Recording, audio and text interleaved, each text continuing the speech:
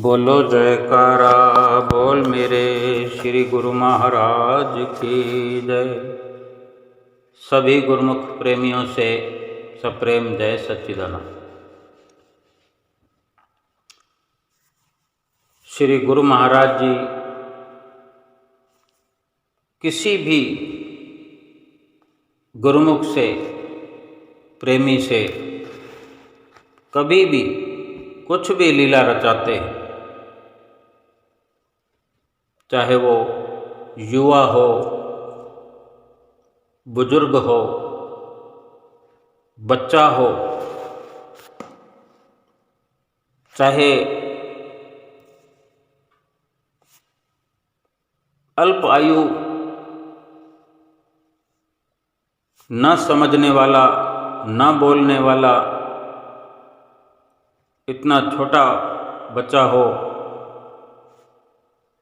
उससे भी श्री गुरु महाराज जी बात करते हैं, उससे जतलाते हैं,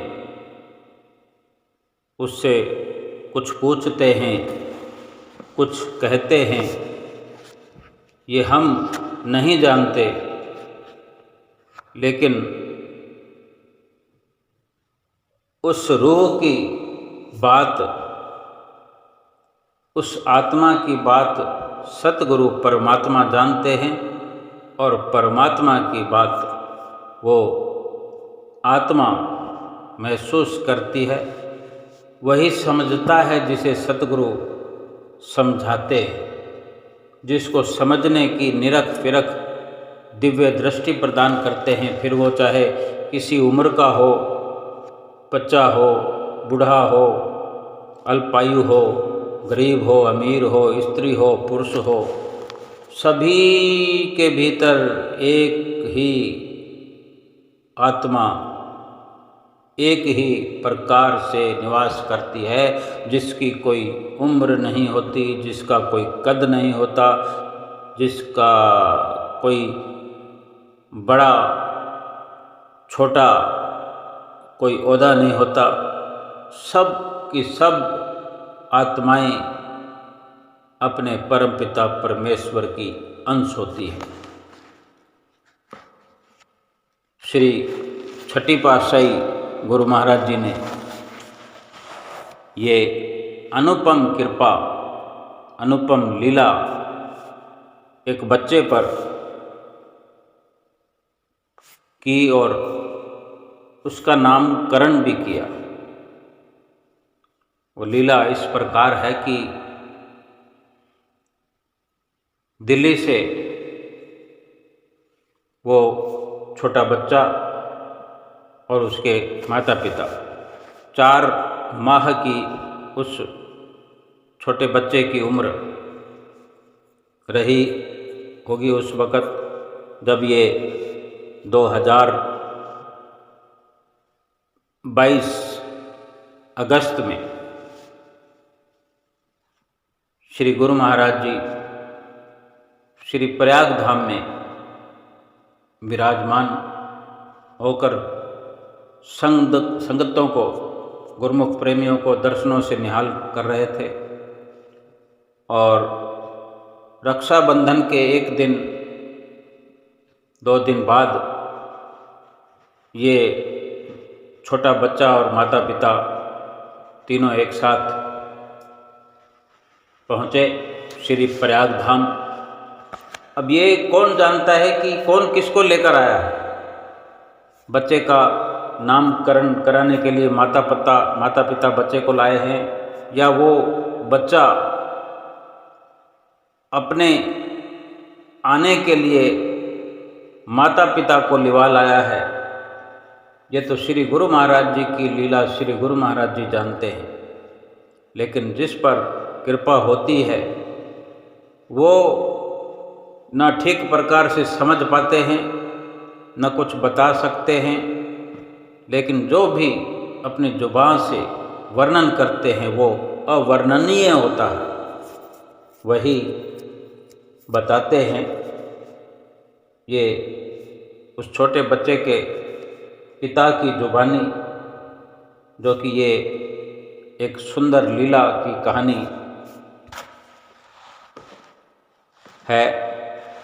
कि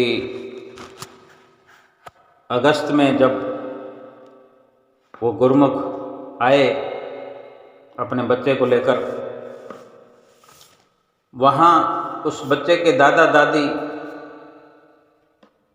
पहले से ही श्री दर्शनों के लिए आए हुए थे, सेवा के लिए आए हुए थे।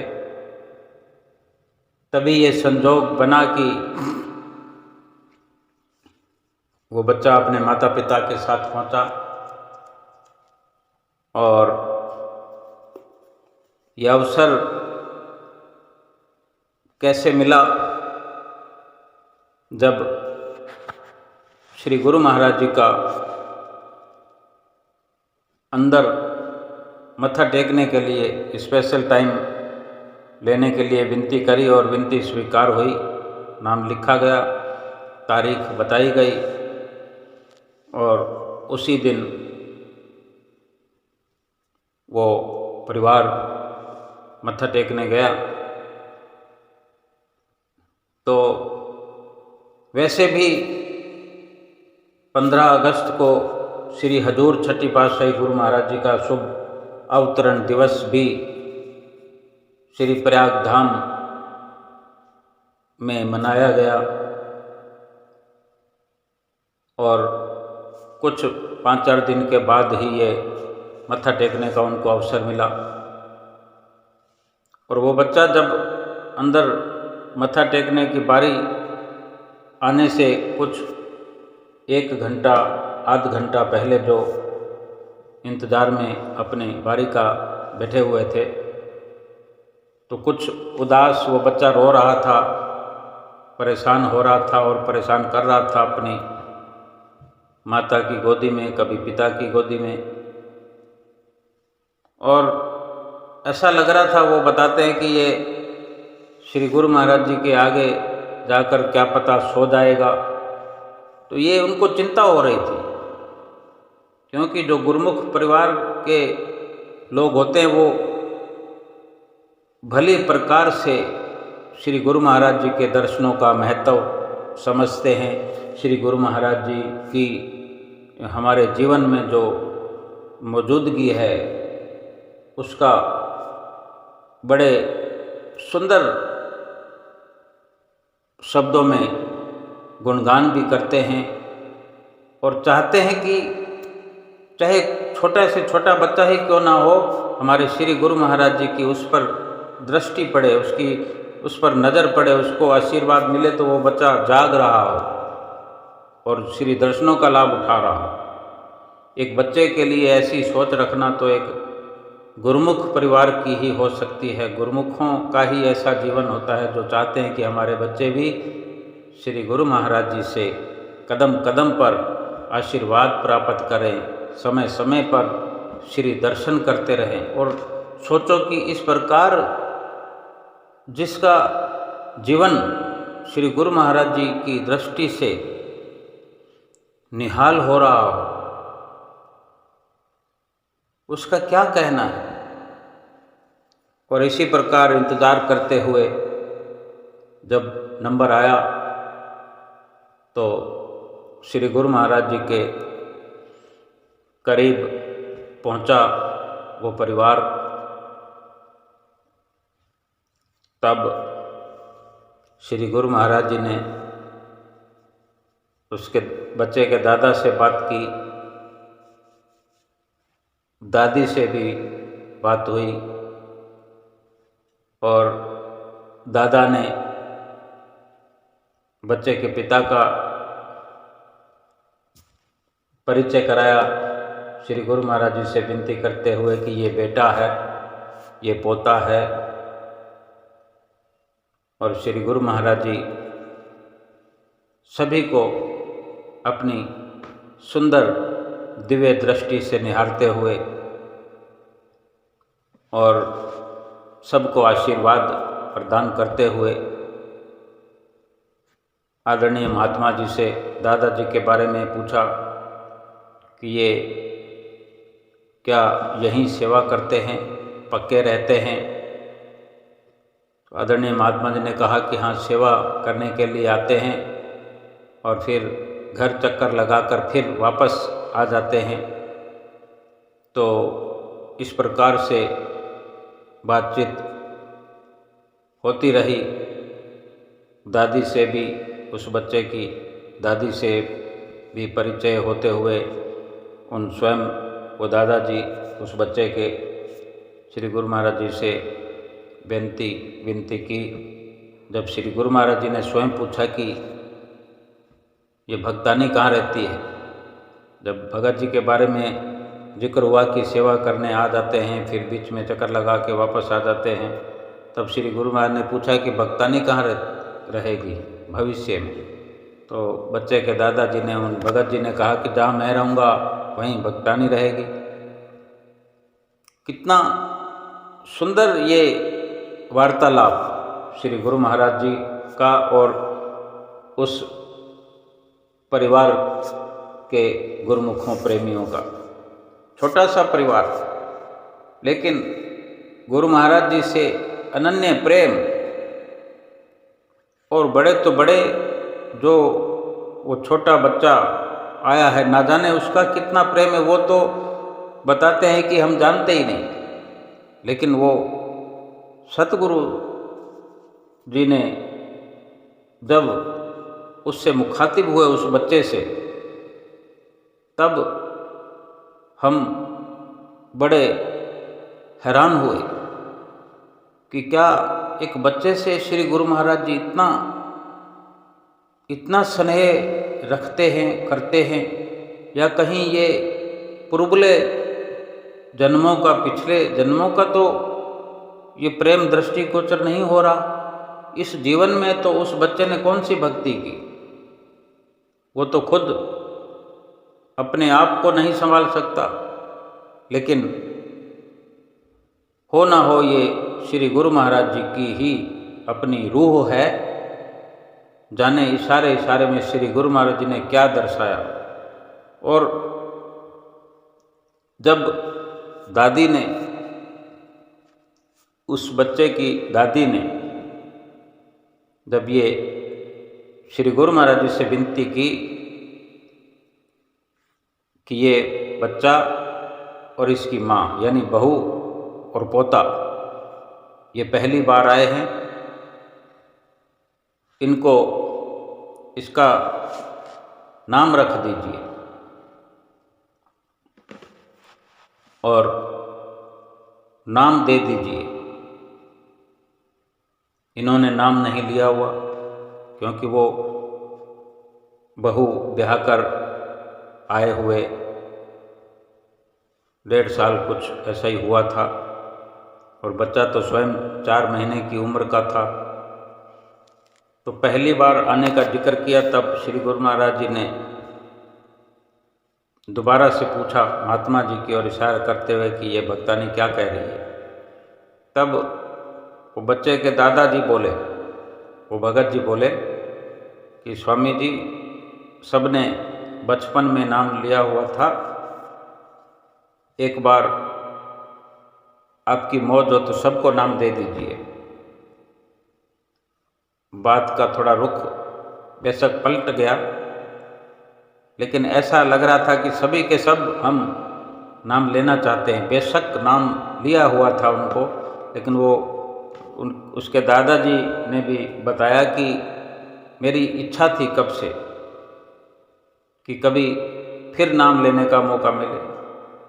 क्या फ़र्क पड़ता है, जो चीज़ हम भूलते हैं तो उसको श्री गुरु महाराज जी दोबारा याद दिलाते ही हैं। नाम हमने बेशक कई बार लिया है, पंचम पातशाही गुरु महाराज जी के समय में कई बार अपनी मौज से नाम जपाते थे। महात्मा जनों से भी कई बार ऐसा होता है कि बचपन में कान में फूंक मार करके नाम जपा दिया जाता था, फिर बड़े होने पर बोलकर फिर से लिया जाता था। और कई बार बड़े बुजुर्ग कह देते हैं कि इनको एक बार नाम फिर से दे दो, तो महात्मा जन घरों में जब आए हुए होते हैं तो फिर से नाम, यानी ये एक बार बार चिताना, बार बार जतलाना, यानी हम भूल जाते हैं, बार बार भूल जाते हैं। और याद दिलाने के लिए, याद करवाने के लिए ही तो हमारे श्री गुरु महाराज जी इस धराधाम पर अवतरित होते हैं। सो जब ये जिक्र हुआ कि श्री गुरु महाराज जी की मौज हो तो नाम दे दीजिए। इधर नाम भी दिया गया श्री गुरु महाराज जी ने, सभी को नाम उच्चारण करवाया और इशारा करते हुए अपने कर कमलों से कि इस प्रकार ऊपर की ओर श्वासों के साथ ऐसे बोलना है, फिर वापस नीचे की ओर। ये अपने कर कमलों से इशारा करते हुए समझाया भी, बताया भी। और जो नामकरण हुआ उस बच्चे का, वो भगत जी ने, बच्चे के दादाजी ने कहा कि स्वामी जी पोते का नाम आप रखिए। तो श्री गुरु महाराज जी पूछते हैं क्या नाम नहीं रखा अभी, क्योंकि 4 महीने का हो गया था। सब कुछ जानने वाले अंतर्यामी भगवान अपने गुरुमुख प्रेमियों को अधिक समय तक अपने पास खड़ा रखने के लिए जो चाहे लीला रचाते हैं, जो चाहे फरमाते हैं। तो श्री गुरु महाराज जी ने पूछा कि क्या नाम रखा है, तो नाम बताया गया। फिर श्री गुरु महाराज जी ने दाईं तरफ खड़े हुए आदरणीय महात्मा जी से पूछा कि ये क्या कह रहे हैं, क्या नाम रखा। वो कुछ मात्रा में कमी पैसी हो जाती है तो उसको फिर जतलाने के लिए दोबारा फिर बाएं खड़े हुए महात्मा जी से पूछा। फिर वो जब नाम क्लियर हुआ तो उसी प्रकार से फिर महात्मा जी से सलाह करके फिर श्री गुरु महाराज जी ने उस बच्चे के दादा की ओर दृष्टि डालते हुए कहा कि निहाल चंद रख दें। तो वो भगत जी कहने लगे हाथ जोड़कर कि जो मेरे श्री गुरु महाराज जी की मौज हो, प्यार से बुलाया करेंगे कि श्री गुरु महाराज जी ने नाम रखा है। स्नेह भी कैसा है भक्त और भगवान का कि आपस में सलाह हो रही है। श्री गुरु महाराज जी उन गुरुमुखों से पूछ रहे हैं कि ये नाम रख दें। नाम श्री गुरु महाराज जी ने मुख से फरमा दिया है, लेकिन पूछ रहे हैं कि निहाल चंद रख दें। और वो प्रेमी भी कह रहे हैं कि जो आपकी मौज हो हम प्यार से बुलाया करेंगे। कि इतना प्यार भक्त और भगवान में, सेवक और स्वामी में अगर होता है तो फिर दुनिया की कोई भी मायावी ताकत ऐसे गुरुमुख प्रेमियों को वरगला नहीं सकती, अपनी ओर आकर्षित नहीं कर सकती, जिनके विचार, जिनका तन मन सतगुरु के प्रेम से रंगा जा चुका है, रंगा जा रहा है, पल पल करके रंग गहरा होता चला जा रहा है। वह संसार के सामानों पर, माया के जो मन लुभावन नज़ारे हैं उनमें नहीं लुभाते, क्योंकि वे हर वक़्त अपने प्रीतम के सन्मुख बैठ कर के श्री दर्शनों का लाभ उठाते हैं। वो अपने सतगुरु के सामने बैठ कर के अपने कानों से सुंदर वचन सुनते हैं और जितना हो सके सेवा में लग करके अपना जीवन सफल करते हैं, एक एक पल, एक एक घड़ी करके, कि ये सेवा में लगकर लेखे में आ जाएं। श्वास हो, शरीर हो, अपनी सुरति को एकाग्र चित्त करके सतगुरु के ध्यान में मस्त रहते हैं और दुनिया की सारी खुशियां प्राप्त करते हैं। फिर जब ये श्री गुरु महाराज जी ने वचन किए कि निहाल चंद रख दें, और ये विनती भगत जी ने की कि जैसे आपकी मौज, तो श्री गुरु महाराज जी ने फिर अपनी दृष्टि और पूरा सुंदर नूरानी मुखड़ा उस बच्चे की ओर करते हुए और अपनी उंगली को जतलाते हुए उसकी ओर और नाम का जिक्र अपने वचनों द्वारा फरमाते हुए कि निहाल चंद, ठीक है, भगत निहाल चंद, इस प्रकार से दोहराया नाम को।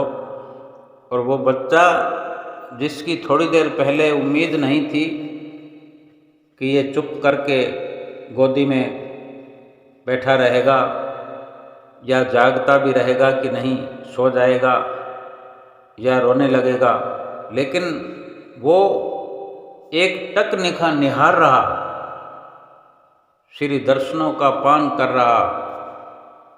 ये सतगुरु की स्वयं अपनी अनुकंपा है जो इस सृष्टि को रचाने वाले हैं। भला ऐसी लीलाओं को रोज अपने गुरुमुख प्रेमियों के साथ करते हैं, तभी तो लीलाधारी भगवान कहलाते हैं। ऐसे लम्हों का वर्णन जिभा से नहीं होता। इस प्रकार सब गुरुमुख प्रेमियों को, जो परिवार खड़ा था, सबको प्रसाद देते हुए, बड़े मुस्कुराते हुए नाम भी जपाया। नाम जपाते हुए ये जिक्र सतगुरु ने सुंदर वचन भी फरमाए, हिदायत की कि नित्य प्रति भजन अभ्यास करना है। नाम लिया है, नाम को जपने में, भजन सुमरन करने में आलस नहीं करना है। कितनी हमारे श्री गुरु महाराज जी को चिंता होती है, क्योंकि वही जानते हैं कि नाम के सुमरन भजन अभ्यास के बिना किस प्रकार से तलियां मल के पछताना पड़ता है, कितना दुख उठाना पड़ता है, कितनी मुश्किलों से ये सुंदर अवसर प्राप्त हुआ है। और अगर ऐसे सुंदर अवसर को प्राप्त करके भी मालिक का भजन सुमरन न किया जाए, मालिक की भजन बंदगी में समय, श्वास और ये शरीर न लगाया जाए, फिर ये मनुष्य जीवन का लाभ क्या हुआ, क्या फायदा हुआ। इस प्रकार वो गुरुमुख परिवार आशीर्वाद पाकर खुशी में सराबोर होकर के भीतर ही भीतर खुशी जो थी वो उछाले मारती हुई नजर आ रही थी। इस प्रकार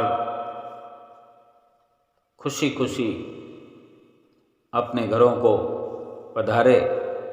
और ये एक सुंदर जो अवसर उन्हें प्राप्त हुआ कि एक बच्चे के जीवन में ये अहम घड़ियाँ, यादगार ये जो लम्हे, क्या जीवन भर भुलाए जा सकते हैं? क्या वो दादा दादी भुला पाएंगे, माता पिता भुला पाएंगे? और जब उसको याद दिलाया जाएगा, उस बच्चे को थोड़ा सा समझदार बनने पर एक बार नहीं कई बार याद दिलाया जाएगा कि इस प्रकार तुम्हें श्री गुरु महाराज जी से दर्शन करते वक़्त नाम भी मिला था, नामकरण भी हुआ था। ये सब उपकार स्वयं श्री गुरु महाराज जी करते हैं। ये लीला रचाते हैं, अपनी रूहों को जाने कहाँ कहाँ से खींचकर अपने चरणों में लगाते हैं और उन्हें जीवन भर भक्ति और परमार्थ का पाठ पढ़ाते हैं। श्री आनंदपुर की ये सुंदर रचना, श्री प्रयाग धाम की रचना, जितने भी ये आश्रम निर्मित किए गए हैं, गुरुमुख प्रेमी पहुँच करके अपनी अपनी सुविधा के अनुसार श्री दर्शनों का लाभ प्राप्त करते हैं, सेवा का लाभ प्राप्त करते हैं। श्री गुरु महाराज जी ने सभी नियमों की पालना करने के लिए व्यवस्था बनाई है। श्री दर्शन भी कर लो, सेवा भी कर लो, सत्संग भी सुन लो, सुमरन भजन भी कर लो, आरती पूजा भी नित्य प्रति दोनों समय होती है। ये सब सीखने के लिए शुरुआत श्री गुरु महाराज जी ने अपने निजी चरणों में बिठा करके की है। अब इसको फलीभूत करना, इसको बढ़ाना, ये हर गुरुमुख का कर्तव्य है। अगर हमने सेवा करना सीखा है तो इस सेवा को आगे बढ़ाना है। एक दिन हमारे जीवन में ऐसा आना चाहिए कि हम श्री गुरु महाराज जी के आगे जा कर के विनती करें कि हम 1 महीने के लिए सेवा करने के लिए आए हैं, चाहे हम 15 दिन के लिए शुरुआत करें। मन के अंदर एक जज्बा उमड़ते रहना चाहिए कि अगर मैंने 15 दिन की सेवा की मांग की है या मैं 15 दिन की सेवा के लिए रुका हूँ, तो ऐसा दिन कब आएगा जब मैं 1 महीने के लिए सेवा करने के लिए आऊँगा। 1 महीने की सेवा के लिए मैं अरदास करूँगा, मेरे श्री गुरु महाराज जी स्वीकृति देंगे। जहाँ हम ये सुंदर भावना अपने अंदर भरते हैं कि कब ऐसा अवसर आएगा, तो वो पुकार उसी वक़्त लिखी जाती है, श्री गुरु महाराज जी की ओर से स्वीकार होती है।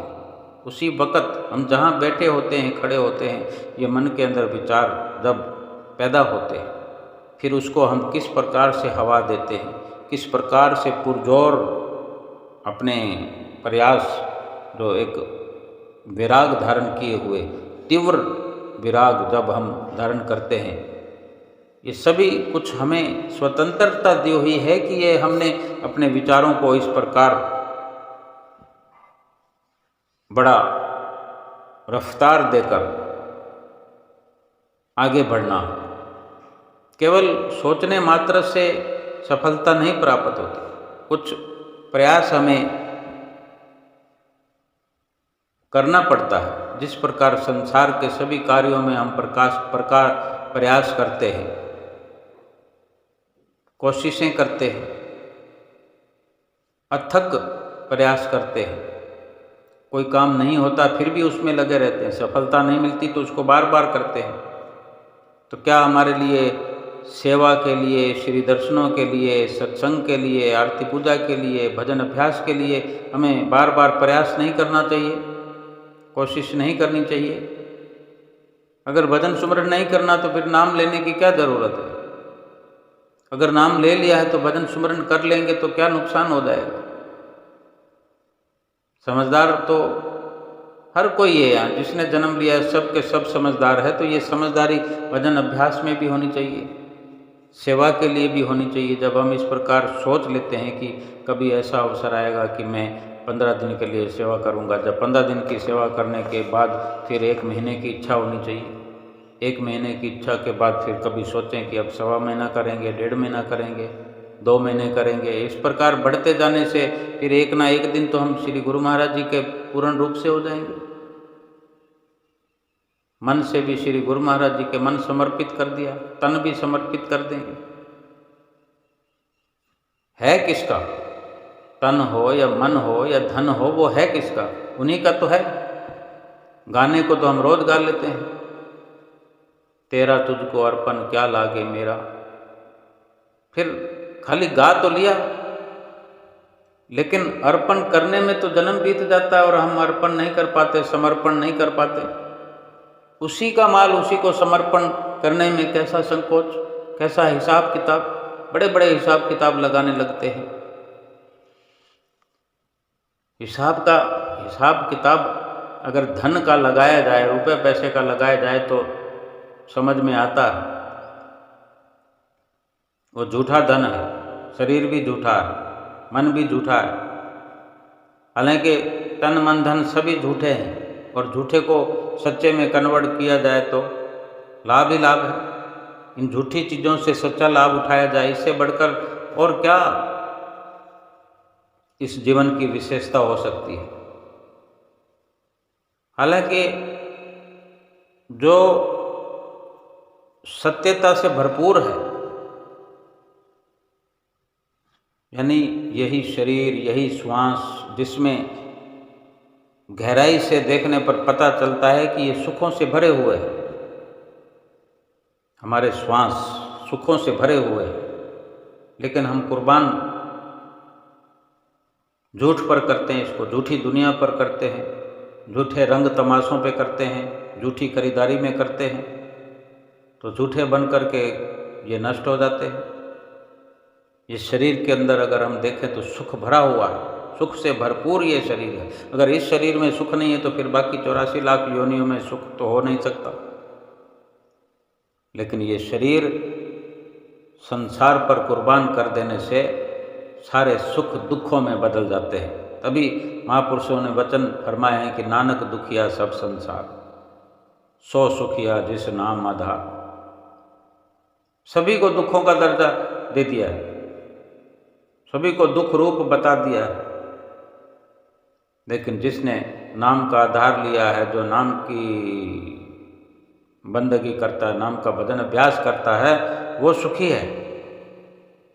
उसको सुखी होने से कोई रोक नहीं सकता, क्योंकि वो जो नाम जपता है उसमें सुख भरा हुआ है। दुनिया के सामानों में जो सरासर झूठे हैं उसकी भी गारंटियां होती हैं कि इसको खरीदने से इसमें ये लाभ होगा, ये लाभ होगा, ये इस प्रकार का लाभ कराएगा, ये सामान, ये वस्तु इस प्रकार का लाभ कराएगी। ये सारे शरीर के लाभ हैं, संसार के सामानों के, फिर भी गारंटियां लेते हैं। और जब संतों महापुरुषों ने पक्की गारंटी ली है कि नाम सुखों से भरपूर है, प्रभु नाम अमृत भरा, जो पीवे तृप्ताए। यहाँ पानी भी असल नहीं मिलता, उसको ना जाने कितने दफ़ा फिल्टर करना पड़ता है, लेकिन यहाँ नाम के बारे में जो अमृत तुल्य वचन हैं, प्रभु नाम अमृत भरा, जो पीवे तृप्ताए। सारे समान संसार के सुख वैभव भोग पर कहीं तृप्ति होती ही नहीं इंसान की, तड़पता रहता है, भटकता रहता है, विचलित होता रहता है, ये मिले वो मिले। किसी में सुख हो तो तृप्ति होगी। खाने पीने के सामान आज हम देखें कि कितने व्यंजन बन गए हैं, खान पान का कितना एक लंबा बड़ा प्लेटफार्म बन गया है, रोज नित्य नए आइटम बनते हैं। जिधर देखो खाने पीने की दुकानें खुली हुई, रेस्टोरेंट खुले हुए, खाए चले जा रहे हैं। रोटी खाना, आटा खाना, गेहूं खाना अच्छा ही नहीं लगता। आटे और गेहूं को बिगाड़ कर खा रहे हैं, मैदे के आइटम खा रहे हैं, और जाने क्या क्या उसमें मिला के उसको खूबसूरत खुशबूदार व्यंजन बना के खा रहे हैं और अस्पतालों में पहुंचते जा रहे हैं। ये कुदरत की रचना को बदलने का परिणाम है। जो कुदरत ने रचना रचाई है उसके साथ घुल मिलकर जीवन व्यतीत करना, और जो परमपिता परमेश्वर ने ये सृष्टि रचाई है, शास्त्रकारों ने समय पर संत महापुरुषों ने यहाँ अवतरित होकर जो जीने की राह दिखलाई है, जीने की युक्तियाँ बतलाई है, उस पर अगर गौर किया जाए, उस पर मनन किया जाए, मंथन किया जाए, तो ये जीवन की राह जो है सुंदर से सुंदर बनती चली जाएगी, और ये जीवन एक यादगार हो जाएगा। क्योंकि फिर इसके पश्चात, इस जीवन के पश्चात दोबारा मृत्युलोक में नहीं आना पड़ेगा, क्योंकि इस जीवन की अति उत्तम उपलब्धि जो है प्रभु परमेश्वर का धाम है। लेकिन जिसने नहीं लाभ उठाया, साधन धाम मोक्ष कर द्वारा, पाई न जेहि परलोक संवारा। ये मनुष्य जीवन जो है मोक्ष को प्राप्त करने का एक जरिया है, एक सीढ़ी है, एक साधन है। साधन धाम मोक्ष कर द्वारा, पाए न जेहि परलोक संवारा। इस मनुष्य जीवन जैसे साधन को प्राप्त करके भी जिसने अपने परलोक को नहीं संवारा, उसके लिए कितनी दुखी, अफसोस करने जैसी बात है। कितना अफसोस किया जाए, जितना अफसोस करें कम है। यानी अफसोस की भी फिर कोई सीमा नहीं रहती। अगर ये मनुष्य जीवन जैसा, ये भगवान श्री रामचंद्र जी महाराज की रामायण में ये वर्णन है कि जिसने ऐसा मनुष्य जैसा जीवन पाकर भी, ऐसा साधन प्राप्त करके भी जिसने अपने परलोक को नहीं संवारा, परलोक के लिए कुछ नहीं किया, उसके लिए जितना अफसोस किया जाए, जितना दुख मनाया जाए कम है। क्योंकि इसके बाद में फिर कोई जतन हो नहीं सकता। अगर अभी जतन नहीं किया, फिर मनुष्य तन के समाप्त हो जाने के बाद, खत्म हो जाने के बाद फिर कोई अवसर मिलेगा नहीं। इसलिए महापुरुष अफसोस करते हुए आगाह करते हैं। हमें बार बार श्री गुरु महाराज जी अपने मुखारबिंद से मधुर वचनों में प्यार से समझाते हैं। हमें समझना चाहिए, हमें मानना चाहिए और अपने इस लोक को, परलोक को संवार लेना चाहिए। बोलो जयकारा बोल मेरे श्री गुरु महाराज की जय।